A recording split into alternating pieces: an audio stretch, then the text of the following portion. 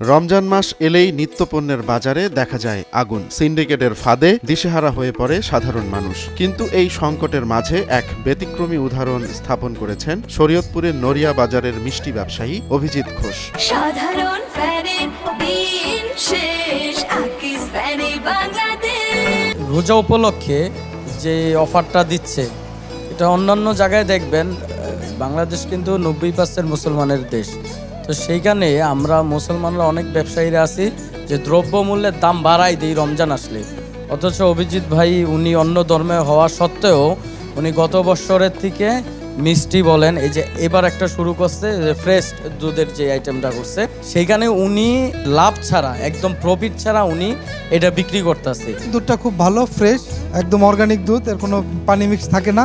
আর দামে তারতম্য থাকে, কারণ বাজারের চাহিদার উপরে তখন যোগান যেরকমের থাকে ঠিক সেরকমের মূল্যেই রাখে, ন্যায্য মূল্যে বিক্রি হয়। শুধুমাত্র রোজাদারদের কথা ভেবে তিনি মিল্ক কুলিং মেশিনে দুধ সংরক্ষণ করে বিক্রি করছেন একদম বিনা লাভে। শুধু তাই নয়, রমজান উপলক্ষে তার দোকানের প্রতিটি পণ্যে রাখা হয়েছে বিশেষ ছাড়। আমরা তাদেরকে অনেক ধন্যবাদ জানাই। তারা একটা দুধের জন্য ডিভাইস সেট আপ করেছে, যেটা হচ্ছে দুধটা হচ্ছে নষ্ট হয় না, বিশুদ্ধ থাকে, যেটা আসলে আমাদের এই নড়িয়াতে, শরীয়তপুরে আছে কিনা আমি জানি না, নড়িয়াতে এই প্রথম।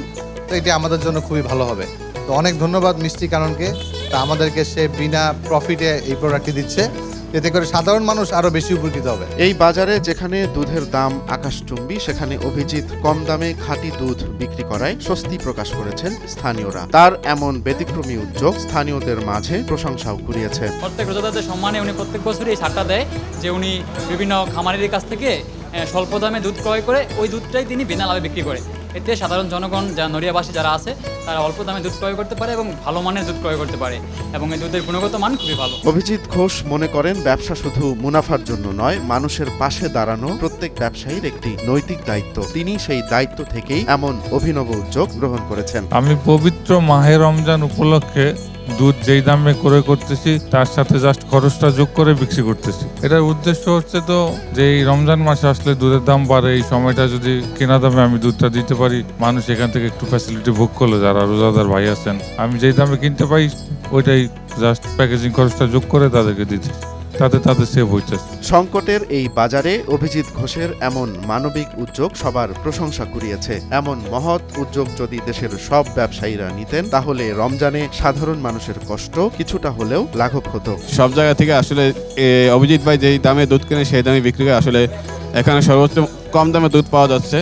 আসলে দুধ, মিষ্টি যা বলেন, সন্দেশ, ছানা, সকল কিছুর উপর তিনি মূল্য চাচ্ছে। আসলে এখানে দুধগুলো খুবই ভালো, খাঁটি গরুর দুধ পাওয়া যায়। তো তার কাছ থেকে আমরা প্রতিনিয়ত দুধ নেই। তিনি গত বছরও এইভাবেই আমাদের মুসলমান ধর্মের ভাইদের জন্য ছাড় দিয়েছেন, এই বছরও দিয়েছেন।